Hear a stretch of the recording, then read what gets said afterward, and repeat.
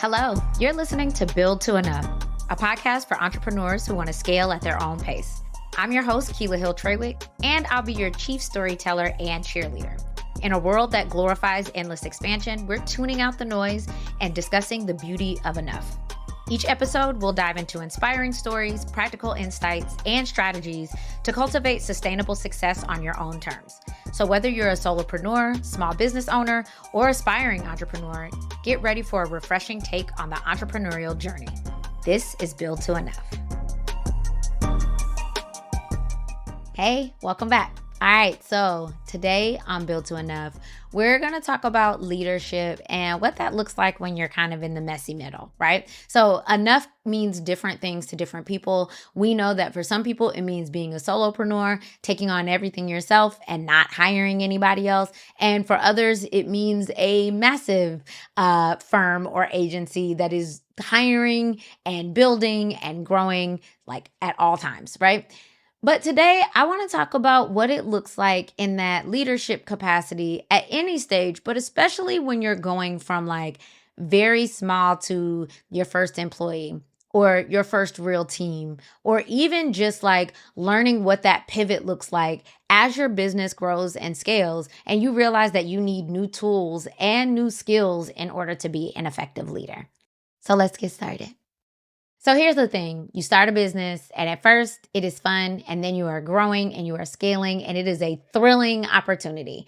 And then it just gets more complex, and adding more people to the mix is probably one of the most hard, the most fulfilling, and also one of the most difficult like responsibilities that you'll hold in your firm.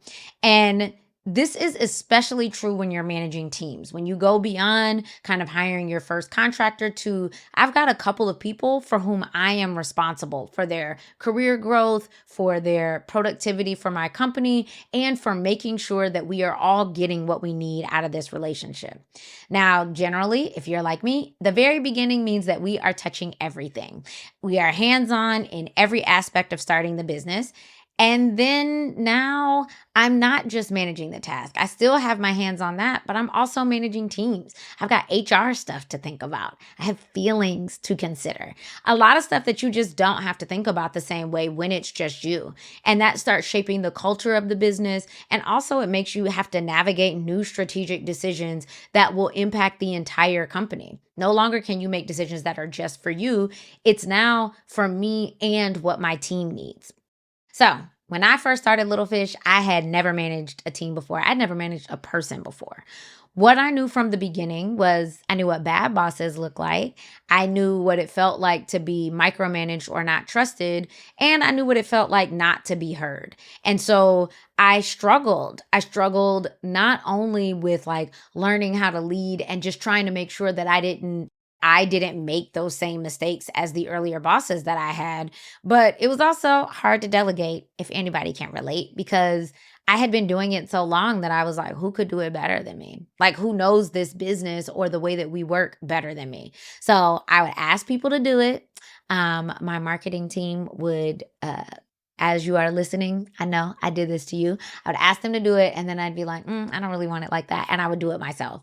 And that is not great for leadership. It is not good for empowering your team, but it also doesn't actually get it off your plate, right? Now we're paying people and we're doing the work. So today we're going to talk about 4 key areas that can help you to navigate that transition as you are doing this like building of, hey, I was doing this myself, or I was doing this with like a looser team, to I'm trying to tighten up, and that's going to require me to be a different kind of leader. What should we be thinking about? The first thing is adapting leadership styles. So as you grow, you are going to navigate growth differently because you're no longer the hands-on person. No longer are you necessarily responsible for building the widget and putting it into the world. Now you're responsible for managing the person that builds the widget and puts it into the world. And insert whatever you do here, right? Whatever service you provide, you take a step back from that because you're not the person that does level 1. And now you're trying to be more strategic and more visionary. How can we do this better? How can we run operations differently? How can we make sure that this team member has all the resources resources that they need so that they don't only have to rely on me in order to do it, right? So the first thing you want to do is delegate responsibilities effectively, right? You want to empower your team to take ownership of the task. Not just the task, but the process. I want to give you an end result and you own how we get there. I'm going to give you some key ways that we make sure that we're handling this, but like this is yours. I used to tell people internally that like you are not helping me do the work. These are your clients. If you're doing their bookkeeping, you own the books. You are the person that when you sign off on them and say that they're ready and we have questions, it comes back to you because that is your responsibility. And that is much different from do the best you can and I'll review it and let you know where to make changes. So that's a mindset shift, right? That means that we're fostering a culture of trust and innovation because the team members get to say, hey, I know where you're trying to get us to end up, and I'm going to do the baseline things to make sure that we get there. But I've also got some ideas about how we can do this differently, how we can make my job easier, and how we can make this better for the client. In order to do that, we have to regularly communicate our vision, right? We got to provide clarity on expectations. As I've heard many times over the conferences I've been to, clarity is kindness. It is really important that you are specific about what you want. Be real about what matters to you and what doesn't, so that the team member knows exactly how they can best not only survive this role, but thrive in it, impress you in it, because they have a real sense of what you're looking for and what they can do to make that a reality. The second thing is that we got to learn how to balance visionary goals with operational realities. My team could tell you that the number of slacks of great ideas that I have thoroughly outnumber the things that we actually have the capability and capacity to do. And that is something that I am still learning, but have gotten much better at saying, hey, this isn't urgent. This isn't even a thing I think you can do right now. It is an idea that I want to put on the back burner that I want to share with you because I'm excited. But the reality is right now, the priorities don't involve this thing. And so that means that we have to prioritize the tasks that will actually move the needle, those things that create strategic impact and actually do something for the team and our clients, and then delegate it so that the team can actually carry that out. We want to leverage technology and scalable processes. No more do we just have to add another body in order to get something done. We can really make those realities come true a lot faster once we know how to use the tools and resources that we already have and just use them better. Who can be a software champion to make sure that we know what all of the new and improved features are and how we can use those to actually make for a better experience? In addition, we want to streamline processes and improve efficiency, but we don't want to compromise quality. And so this is where some of those visionary things that I want to have done, those goals that I want us to achieve can line up with if we can foundationally make sure that it works correctly. We can add ice cream on top on how much better this can be for clients. This means too, we have to regularly assess and adjust our strategies because the market is going to change. Our industries are going to change. There are going to be things that happen that we need to stay on top of so that we can use that top down approach with our teams and make sure that we're still focusing on the right things. As you find that clients are looking for something specific or no longer finding something valuable, you want to make sure that you take the leadership reins in ensuring that those are still the things that are and are not being implemented as part of your client delivery service. Make sure you've got professional development strategies is the next thing that we need to be thinking about. I'm a CPA, so I obviously have to take CPEs, but I want to make sure that I'm not just taking them for the sake of checking a box. What are the items that make me a better leader? In addition to that, what are the resources that I can provide to my managers, to my directors, so that they can be better leaders as well? What conferences should they be in or communities should they be a part of? What kinds of certifications can I direct them towards that also create communities and resources that they can get access to in order to build up their own leadership skills? Listen, we are capped by my own understanding, right? My own knowledge. I can only be the best leader that I can be based on what I know so far. And so we have to be really intentional that I'm seeking out opportunities to get better at that.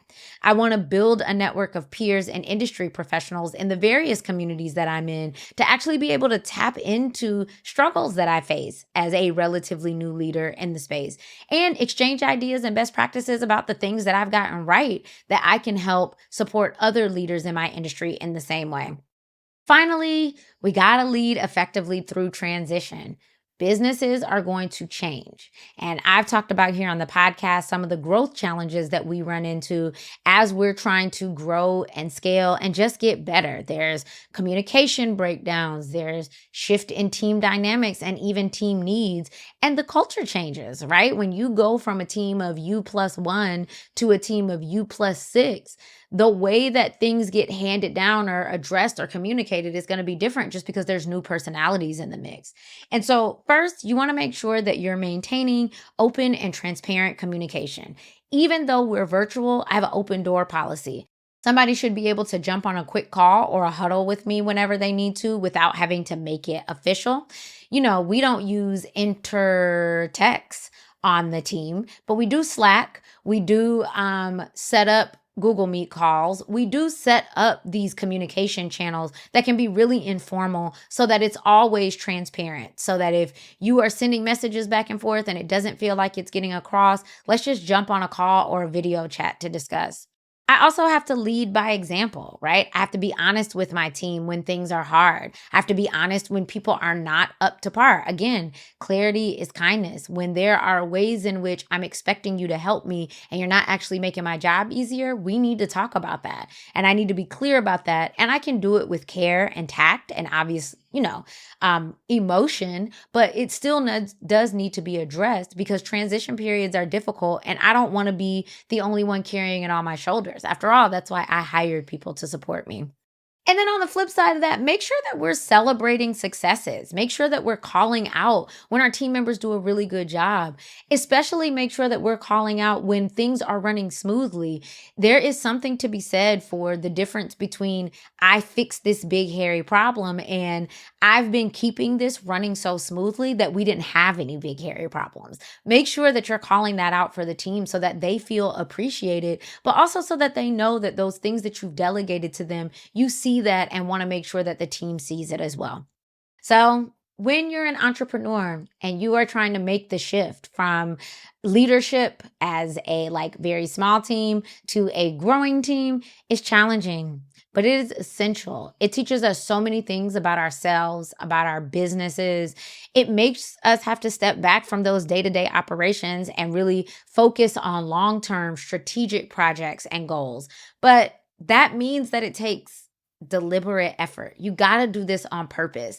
Leadership is something that you learn over time and experience, but also we got to seek out those resources and those ways that we can get better at it.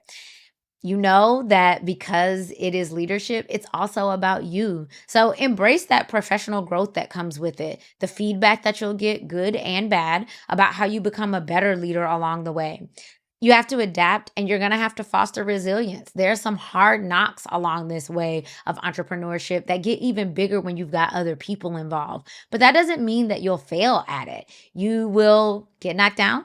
You will stand back up. We all will. There will be days that are harder than others as we're trying to figure out how we do this. But the thing is, you are leading your firm through a dynamic change. Some big things are coming your way, and you've got to learn how to manage the people who are working for you in order to make that dream come true. So, I think if you take all these steps, you have a leg up on sustainable success. And in today's competitive landscape, that is so important. The faster that you can get better at taking care of the people who are taking care of your business, the more quickly you can find success that gets you out of the day-to-day and really allows you to lead into being the strategic visionary and thinker that you've wanted to be since you started this business. I hope this was helpful. I'll talk to you next time. Thank you for tuning in to another episode of Build to Enough. If you enjoyed today's episode, don't forget to subscribe, rate, and share the love with your fellow entrepreneur friends. And make sure to sign up for the Build to Enough newsletter. The link is in the show notes. Stay tuned for more episodes as we continue to redefine success one intentional step at a time.